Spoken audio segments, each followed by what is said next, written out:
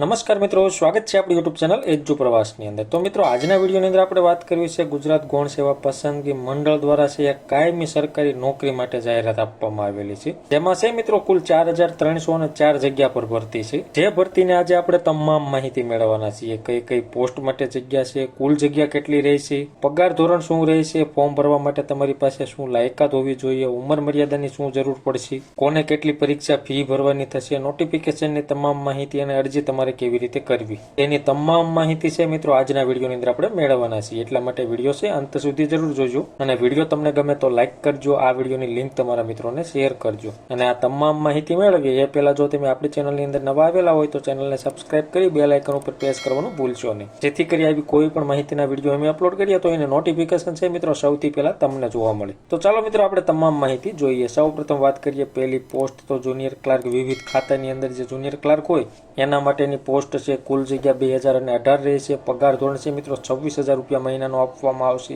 ત્યારબાદ બીજી પોસ્ટ જોઈએ તો કે સિનિયર ક્લાર્ક માટે કુલ જગ્યા 532 જેટલી રહેશે, એમાં પણ પગાર ધોરણ 26,000 રૂપિયા આપવામાં આવશે। ત્રીજી પોસ્ટ હેડ ક્લાર્ક માટેની છે, કુલ જગ્યા 169 જેટલી રહેશે, પગાર ધોરણ 40,800 રૂપિયા આપવામાં આવશે। ચોથી પોસ્ટ ઓફિસ આસિસ્ટન્ટ માટેની છે, એની અંદર કુલ 210 જેટલી જગ્યા છે, એમાં પગાર ધોરણ 26,000 રૂપિયા આપવામાં આવશે। પાંચમી પોસ્ટ છે જુનિયર ક્લાર્ક કલેક્ટર ઓફિસની અંદર રહેશે, જેમાં કુલ જગ્યા 590 જેટલી રહેશે, પગાર ધોરણ 26,000 રૂપિયા આપવામાં આવશે। છઠ્ઠી પોસ્ટ છે કાર્યાલય અધિક્ષકની છે, જેની અંદર કુલ 2 જેટલી જગ્યા છે, એમાં પગાર ધોરણ 49,600 રૂપિયા આપવામાં આવશે। સાતમી પોસ્ટ છે કચેરી અધિક્ષકની છે, એની અંદર કુલ 3 જેટલી જગ્યા છે અને પગાર ધોરણ 49,600 રૂપિયા મહિનાનો આપવામાં આવશે। આઠમી પોસ્ટ છે મિત્રો સબ રજિસ્ટર ગ્રેડ 1 માટેની છે, જેની અંદર કુલ 45 જેટલી જગ્યા છે અને પગાર ધોરણ 49,600 રૂપિયા મહિનાનો આપવામાં આવશે। નવમી પોસ્ટ છે સબ રજિસ્ટર પણ ગ્રેડ 2 માટેની પોસ્ટ છે, એની અંદર કુલ 53 જેટલી જગ્યા છે, પગાર ધોરણ 40,800 રૂપિયા આપવામાં આવશે। દસમી પોસ્ટ છે એ સ્ટેમ્પ નિરીક્ષક માટેની છે, જેની અંદર કુલ 23 જેટલી જગ્યા છે અને પગાર ધોરણ 40,800 રૂપિયા મહિનાનો આપવામાં આવશે। 11મી પોસ્ટ છે મિત્રો સમાજ કલ્યાણ નિરીક્ષક માટેની છે, જે વિકસતી જાતિની અંદર છે, કુલ 46 જેટલી જગ્યા છે અને પગાર ધોરણ 40,800 રૂપિયા મહિનાનો રહે છે। 12મી પોસ્ટ છે મિત્રો મદદનીશ સમાજ કલ્યાણ અધિકારીની છે, જેની અંદર કુલ 13 જેટલી જગ્યા છે અને પગાર ધોરણ 49,600 રૂપિયા આપવામાં આવશે। 13મી પોસ્ટ છે સમાજ કલ્યાણ નિરીક્ષક પણ અનુસૂચિત જાતિની અંદર જે સમાજ કલ્યાણ નિરીક્ષક આવે એના માટેની પોસ્ટ છે, એમાં કુલ જગ્યા 102 જેટલી રહેશે, પગાર ધોરણ 40,900 રૂપિયા મહિનાનો આપવામાં આવશે। 14મી પોસ્ટ છે મિત્રો ગૃહ માતા માટેની છે, જેની અંદર કુલ 6 જેટલી જગ્યા છે અને પગાર ધોરણ 26,000 રૂપિયા રહે છે। 15મી પોસ્ટ છે ગૃહપતિ માટેની છે, જેની અંદર કુલ 14 જેટલી જગ્યા છે, પગાર ધોરણ એમાં પણ 26,000 રૂપિયા આપવામાં આવશે।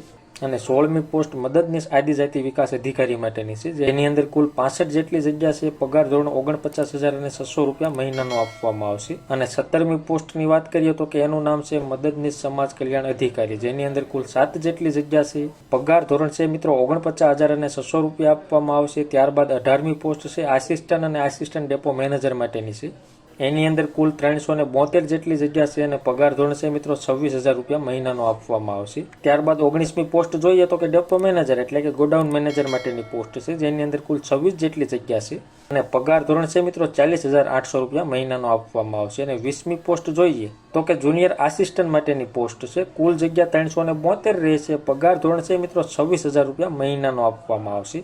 તો આવી રીતે છે મિત્રો ગુજરાત ગૌણ સેવા પસંદગીની અંદર કુલ 20 પોસ્ટ માટે સરસ મજાની ભરતી આવેલી છે, જેમાં આપણે લાયકાતની વાત કરીએ તો તમે સ્નાતકની ડિગ્રી એટલે કે BA, BCom, BSc કોઈ પણ વિદ્યા શાખાની અંદર તમે ગ્રેજ્યુએટ કમ્પ્લીટ કરેલું હોય તો તમે આ પોસ્ટ માટે અરજી કરી શકશો। અને કોમ્પ્યુટરનો સરકાર માન્ય કોર્સ કરેલો ફરજિયાત હોવો જોઈએ, એટલે કે CCC ની ડિગ્રી તમે મેળવેલી હોવી જોઈએ। વય મર્યાદા છે મિત્રો 20 થી 35 વર્ષ રહેશે, જેમાં વય મર્યાદામાં છૂટછાટ છે મિત્રો મળવા પાત્ર રહેશે। એમાં આપણે જોઈએ તો કે સામાન્ય કેટેગરીના મહિલા ઉમેદવારોને 5 વર્ષની, અનામત કેટેગરીના પુરુષ ઉમેદવારોને પણ 5 વર્ષની અને અનામત કેટેગરીના મહિલા ઉમેદવારો હોય તો એને 10 વર્ષની છૂટછાટ મળવા પાત્ર રહેશે। જેમાં સામાન્ય કેટેગરીના વિકલાંગ મહિલા ઉમેદવારો હોય એને 10 વર્ષની છૂટછાટ મળવા પાત્ર રહેશે અને અનામત કેટેગરીના વિકલાંગ પુરુષ ઉમેદવારો હોય એને 15 વર્ષની છૂટછાટ મળવા પાત્ર રહેશે અને અનામત કેટેગરીના મહિલા ઉમેદવારો હોય જે વિકલાંગ હોય એને 20 વર્ષની વધારાની છૂટછાટ મળવા પાત્ર રહેશે અને માજી સૈનિકો હોય એને 3 વર્ષની ઉપલી વય મર્યાદામાં છૂટછાટ મળવા પાત્ર રહેશે। તો આવી રીતે છે મિત્રો વય મર્યાદામાં પણ છૂટછાટ મળવા પાત્ર રહેશે। જેમાં વાત કરીએ પરીક્ષા ફીની તો કે SC છે, ST છે, OBC છે અને EWS છે એને 400 રૂપિયા ફી ભરવાની થશે। બાકી જનરલ કેટેગરીના ઉમેદવારો હોય એને 500 રૂપિયા ફી ભરવાની થશે અને પરીક્ષામાં ઉપસ્થિત રહેનાર ઉમેદવારોને છે મિત્રો પરીક્ષા ફી પરત મળવાપાત્ર રહેશે. એટલે કે જે વિદ્યાર્થી મિત્રો પરીક્ષા આપશે તે તમામ મિત્રોને પરીક્ષા ફી પરત મળી જશે. એ પરીક્ષા બાદ જાહેર કરવામાં આવશે. ત્યારબાદ તમારે બેંકની ડિટેલ નાખવાની થશે અને તમારી ફી છે મિત્રો રિફંડ આવી જશે. અને મિત્રો આ ભરતીની તમારે વિસ્તૃત માહિતી જોઈતી હોય એટલે કે ફૂલ નોટિફિકેશન જોઈતી હોય તો આપણી એજ્યુ પ્રવાસ નામની ટેલિગ્રામ ચેનલ છે, જેની લિંક નીચે ડિસ્ક્રિપ્શનમાં આપેલી છે. એના ઉપર ક્લિક કરી તમે આપણી ટેલિગ્રામ ચેનલમાં જઈ આ ભરતીની ફૂલ નોટિફિકેશન ડાઉનલોડ કરી તમામ માહિતી ઘર બેઠા જોઈ શકશો. જેમાં વાત કરીએ ફોર્મ તમારે કેવી રીતે ભરવું, તો ફોર્મ છે મિત્રો ઓનલાઈન જ ભરવાના રહેશે, જેના ફોર્મ 4/1/2024 થી ચાલુ થઈ ગયા છે અને ફોર્મ ભરવાની છેલ્લી તારીખ 31/1/2024 રહેશે. જે ફોર્મ ભરવા માટેની વેબસાઇટ અહીંયા દર્શાવેલી છે ગુજરાત સરકારની જ વેબસાઇટ છે ojas.gujarat.gov.in. આ વેબસાઇટમાં જઈ તમારે એક જ ફોર્મ ભરવાનું રહેશે એટલે તમામ પોસ્ટમાં ફોર્મ તમારું ભરાઈ જશે. તો આવી રીતે છે મિત્રો ગૌણ સેવા પસંદગી મંડળની અંદર સરસ મજાની ભરતી આવેલી છે. જે મિત્રો રસ ધરાવતા હોય અને અરજી કરવા માંગતા હોય એવા મિત્રોએ વહેલી તકે એટલે કે 31/1/2024 પહેલા અરજી કરવાની રહેશે. તો મિત્રો માહિતી તમને ગમી હોય, સંતોષકારક લાગી હોય તો વિડીયો લાઈક કરજો અને આ વિડીયોની લિંક તમારા મિત્રોને શેર કરજો. ધન્યવાદ મિત્રો, ખૂબ ખૂબ આભાર.